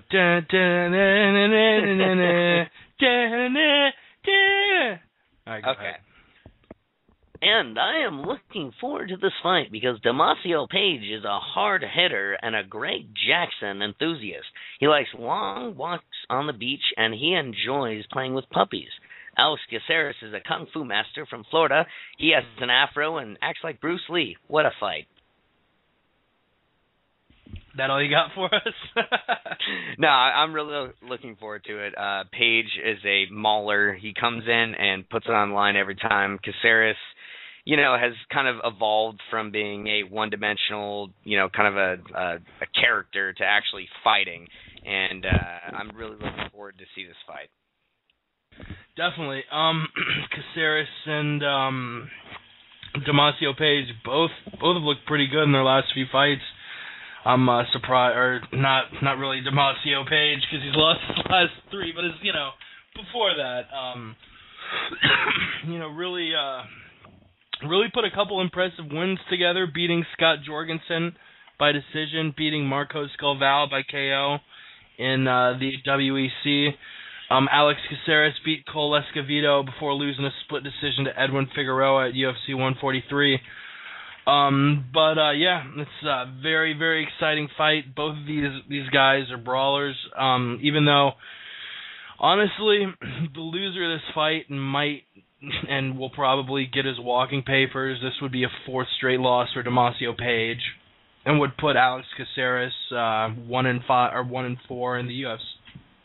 Pardon me, in the UFC.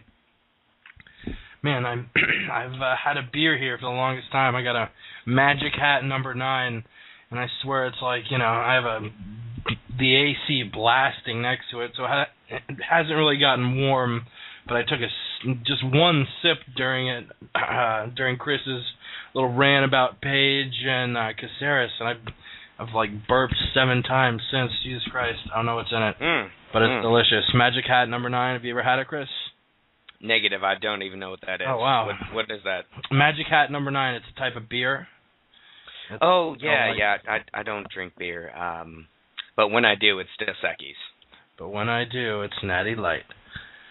Yeah, I've been on a fancy beer tear recently, which has nothing to do. I don't have the money to buy fancy beer, even though I do. It's just my buddy Zale. Whenever he comes over, he brings over a fancy brew, so I can't have him rolling over with Magic Hats and Shiner Box all the time, and I'm just bringing over. Is that guy coming over for the fights tonight? I'm not sure. Huh.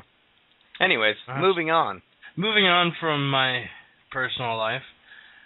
No, I think he's working actually, which I'm sure all of the listeners are very keen about. Right, they're like, oh, where is Zale? Where is Zale? And I'm sure if Zale's listening to this, he's thoroughly freaked out. Sexually. Oh, my mouse just died. That's impressive. Going on to Damasio Page, Alex Caceres, who do you see winning that fight? I actually have Caceres by finish. of some sorts. Most likely a submission. Yeah. Do you agree that you would think the loser of this fight gets his UFC walking papers? Absolutely. It's got to happen. I mean, Caceres is, 3-1 in his last 4? He is 1-3 in the UFC. And Demacio's That's what I meant. Did I say 3-1? God. And Demacio's lost his last 3, but man, you got to give him credit. He's fought quality opponents. Demetrius Johnson, Brian Bowles, Brad Pickett. I will not give him credit. Those are some motherfuckers at that weight class. Yeah, actually, yeah. He's had a tough run. But, so we have Paige Caceres, one of your 3 fights of the month you're pumped for. And then moving up on to the main card, which actually Rafael Asunciao and Issei Tamura, I believe, are on Facebook in like an hour on Facebook, which again, usually we air at 6 p. or at what time do we air? Yeah, 8 p.m. 8 p.m. Eastern, 5 p.m. Pacific. Wow, that was a brain fart. 8 Eastern, 5 Pacific for 2 hours. Definitely tune in live. But Dos Anjos Njokuani on Fuel TV. Dos Anjos, one of those guys, really, really, really good lightweight against the guy in Njokuani who, not really the most consistent fighter. Even though Dos Anjos is on one of those win-loss streaks, that really could almost define Njokuani's entire career. It seems like he'll knock a dude out as quick as he'll lose a fight. Njokuani won his last fight against McDessie. Dos Anjos against Chalarus. This fight's really kind of loser is back in the doldrums of the lightweight division, and the winner is back in not really title contention or top 10 air, but at least his name's back out there.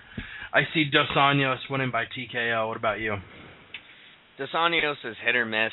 He does really well against guys that are overmatched. Njokuani's kryptonite is wrestlers. Dos Anjos isn't a wrestler, so I'm going to take Njokuani by decision, but my gut is telling me Dos Anjos by submission. And you were totally right, dude. For those listeners, Chris and I actually do the show through Skype. We have a little chat feature, and Chris is like, oh, holy shit, we have 20 minutes left. We got to blitzkrieg these, and that is very true.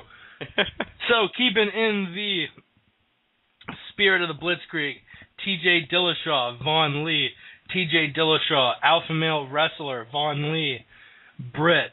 What happens when a Brit faces a wrestler, Chris? Dillashaw, unanimous decision. Boom. Vamola, Francis Garamond. This is a little bit more complex of a fight. We have the Frenchman Caramont against Vamola, who I think is like from the Czech Republic or something. Winner of this, really kind of in middleweight, not title contention, but Vamola just beat Mike Macenzio, and Francis Caramont just beat Chris Camozzi and Magnus Sendeblad, who is a Swede in Sweden. So, I have Carlos Vamola. What about you? Vamola is a Sherman tank. He blitzkriegs. He ragdolls people. Carmont is a freak of nature, trains with GSP. I'm going to have to say Vamola rocks Carmont in the first round, ragdolls him, gasses, and then Carmont comes back for the second round finish. Nice. I like that call. Next fight up, we have Aaron Simpson against Kenny Robertson. This is the most one-sided fight on the card. Nobody knows who Kenny Robertson is. I think he's the comedian who played at my step-cousin's bar mitzvah. Aaron Simpson, obviously the Arizona State decorated wrestler.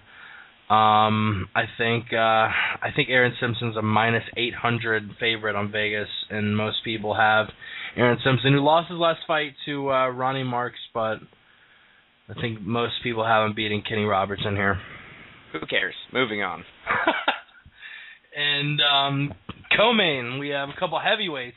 I feel like I haven't seen a heavyweight fight in forever. I feel like this isn't heavyweight. This is 205. Beltran's making his 205 debut.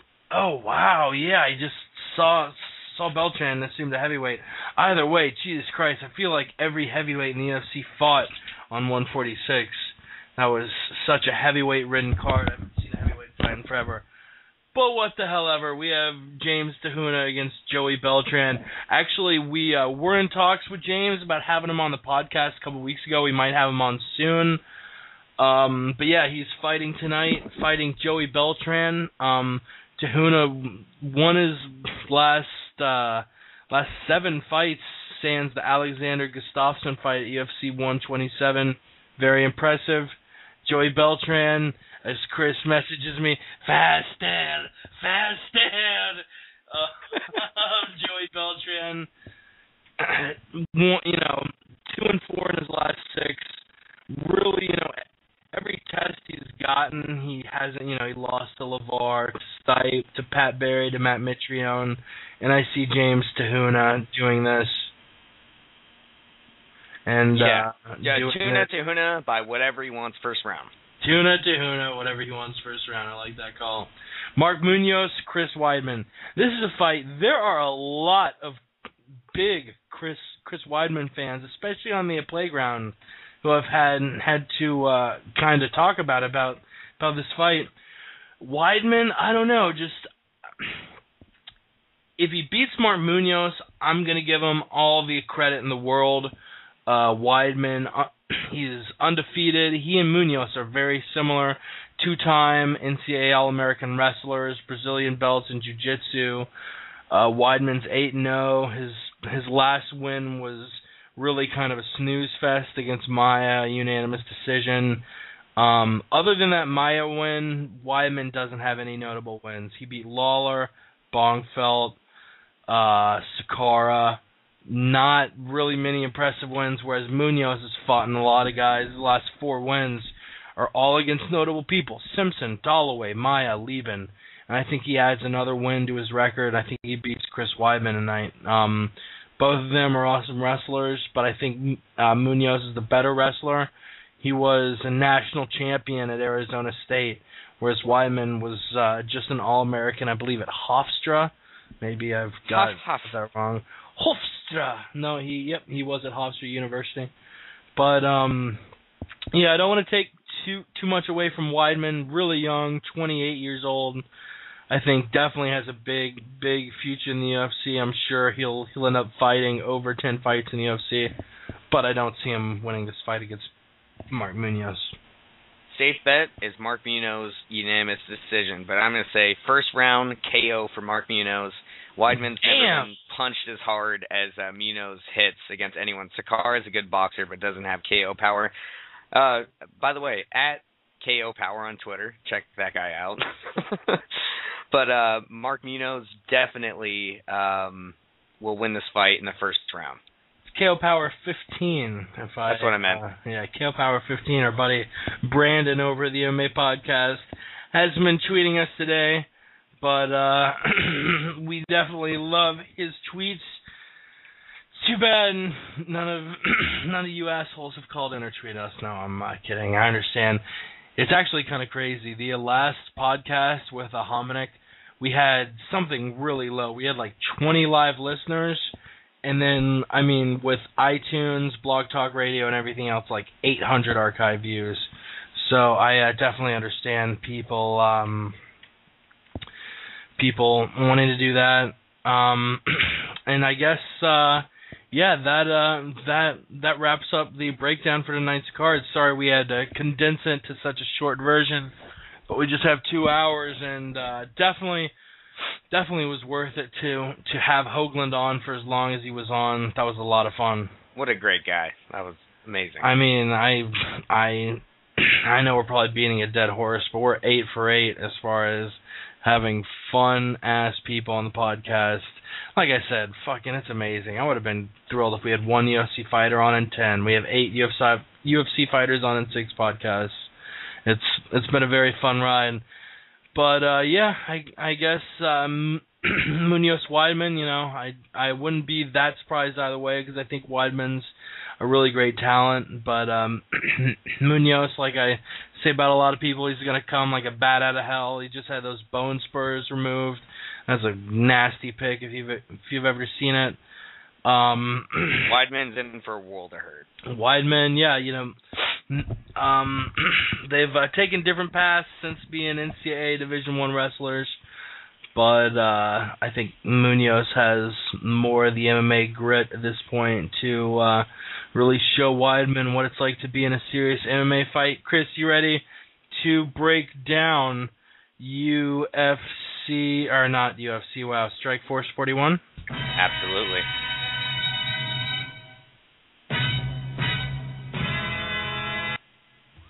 Jorge Masvidal versus Justin Wilcox. You have a great striker in Masvidal face a world of top competition, wonderful striker, good defensive wrestling versus Justin Wilcox, a beast of a man, trains out of AKA. I'm going to have to go Masvidal versus Wilcox. He's probably going to win a decision. Moving on to the next fight, Roger Gracie versus Keith Jardine. Roger Gracie is a Gracie. He's big, he's fast, he's strong, wonderful wrestling, can't take a punch. Keith Jardine bites like a monkey. I got Roger Gracie by submission. A. Marquardt versus Tyrone Woodley. Marquardt is a veteran who's fought in Pancrase, UFC, and other organizations. He's coming off a long layoff, cutting down to 170. Tyrone Woodley is a wrestler who has boring skills. I got Tyrone Woodley by split decision. Luke Rockhold versus Tim Kennedy. You have a good-looking guy from AKA. He's a wonderful middleweight versus a guy who fought in the Army in Afghanistan. I want to vote for Tim Kennedy, but I got to say Luke Rockhold by whatever he wants.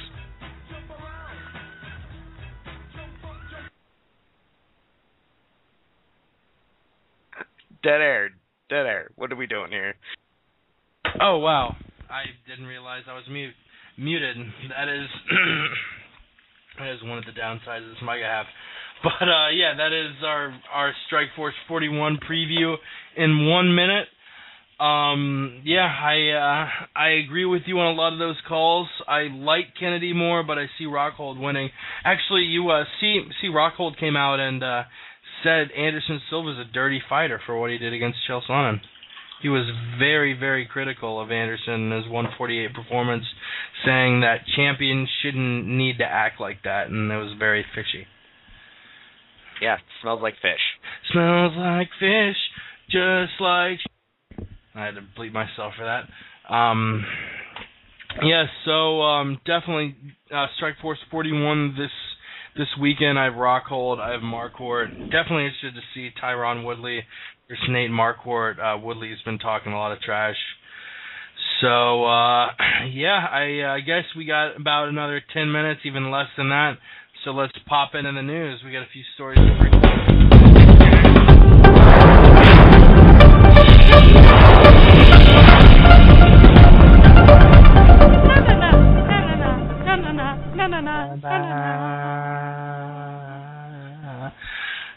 Rampage Jackson versus Glover Teixeira at UFC 153 in Brazil. Sorry. What do you think about that fight, man? I think Rampage is in for a world of hurt. I'm really worried for that guy. Rampage, didn't really look spectacular in his last fight versus Ryan Bader, and I kind of agree with you on this side. Glover Teixeira is a scary dude. Scary enough that Shogun Rua didn't want to fight him. Shogun just came off, even though he lost, a pretty impressive fight against Dan Henderson. I mean, Jesus Christ, that fifth round, Shogun Rua is, it's undisputable that he's one of the best light heavyweights in the game. And according to Dana White, he would not fight Glover Teixeira. So Rampage has looked uninspired recently. One of my favorite fighters, but I hate to say the guy just looks uninspired. And everyone said he looked out of shape for the Bader fight, but if you go back and look, I did it myself. If you go back and look at his body type in all of his fights, he doesn't look any different, dude. No. Everyone was saying that he looked uninspired. He was training hard for that fight. He got a nice slam. He was just outclassed by a faster, younger, more explosive wrestler. That's it. Which, minus the wrestler part, I see the same story happening in this fight. It's a shame Rampage is getting put up against two young, up-and-coming great fighters in Bader and Teixeira, but I see more the same. I see Teixeira winning more handily than Bader even did. And most likely by a finish. Most likely. Especially because it's going to be in Brazil. You know those Brazilian fighters love to put on a show in front of their home crowd. Yeah, absolutely. This is going to be a trouncing. I think Rampage will come out strong, and then he's going to realize he's in over his head, and probably a second-round finish for Teixeira. Yep, and this fight's going to be October 13th, UFC 153. This will more than likely be the main or the co-main, and it's going to be in Rio de Janeiro at the HSBC Arena. I hope it's not the main event, man. That's such a crappy main event. I would be very sad if it was the main event. I hope that's the It'll probably be second or third fight down, yeah. Yeah, speaking about Mark Munoz, who's headlining the fight tonight, he and Weidman, he recently has come out to talk a little trash about Hector Lombard, saying that Hector Lombard's been recycling a bunch of cans in Bellator. It's obvious that he has been. I mean, I don't think anyone will argue with that. I think the real big thing that I question in the story is the timing about it. Why is Munoz coming out now, right before a fight against Chris Weidman, to criticize Hector Lombard? Yeah, who knows, man. He's probably trying to hype himself up for a title shot, but he's trying to jump in line in front of Lombard, and I don't blame him. Lombard has looked amazing in Bellator, but he's fought a bunch of nobodies. The one problem I have is that he's facing Tim Bosch, and Tim Bosch is a slow, plodding brawler, and Hector Lombard is a fire plug with speed and accuracy. I've got Lombard first-round finish against Bosch. Most likely he'll get a title shot after that. Yeah, I totally agree. Lombard needs, I think, 2 wins in the UFC before he gets a title shot, though. I agree, but he's probably going to get a title shot off of Bosch, who just beat Okami, and that was after Okami was the number one. Because Anderson Lombard is the best thing they can sell now. Chael is the best wrestler in the middleweight division, so I don't think it would make sense to put Anderson up against another guy who's known for his wrestling next, because you just had him fight Chael. And other than that, there's no real fights for Anderson at 185 pounds, which really parlays well into Ed Soares coming out this week saying that Anderson Silva might be able to fight at 170 pounds. How ludicrous is that? That's kind of oh no, a fight's out, I'm gonna punch your lights out kind of ludicrous. It is some Southern hospitality type ludicrous. It's it's insane. A guy like Anderson Silva, who's fought at 205, who's fought guys like Forrest Griffin and James Irvin and been just as big, he's even arguably a natural 205-pounder. Apparently his last few cuts to 185 have been easy, but that doesn't mean he should fight at 170. I agree, and before we move on, we're almost done here, but doesn't Chael, the name Chael, it sounds like you're trying to say chill with a bunch of gauze in your mouth. Chill, man, chill. Yeah, it does. Actually had gauze at the ready, coincidentally. Speaking of Chael, and speaking about changing up weight classes, I wouldn't be that surprised if we see Chael move up to 205 pounds. Chael. I don't think that's a good move, man. I think he's too small for 205. He had a big weight cut for 185. He fought at 217 for 148. 32-pound weight cut for a middleweight's big deal. I don't think he can actually out-grapple and out-muscle guys at 205. At 185, he's super strong. You parlay that into 205, and I think he's going to be mediocre at best. He's kind of in the Rich Franklin boat. He's really big at 185, too small for 205. I say 195 is probably the best weight class for both guys. Very interested to see where Chael Sonnen's career goes from here. He could, try for the trilogy against Anderson, could try and move up or down, try and, his main trainer recently came out and said there's the possibility of him retiring. So anything could happen. I'm interested to see what happens in his career. Absolutely. We'll see. What'd you learn today, Chris? I learned today that you can't call Jeff Hougland Hoagie. I didn't do it. Maybe next time. I'm very glad you didn't do it. And what I learned, which kind of wraps into what you did, he is an intense motherfucker. And I'm glad you didn't call him Hoagie, because that man's going for 135 belts. And I wouldn't be surprised whatsoever if in the next couple of years we see Hoagland in the conversation for that belt. And we gone. Thanks to our listeners. Thanks to Jeff Hougland. Follow him on Twitter at Jeff Hougland. Obviously, check us out at the MMA Podcast.com. And I've said it a million times. I'll say it again. Our listeners, you're the one who keep us running. Thanks so much. Take it easy, y'all. There's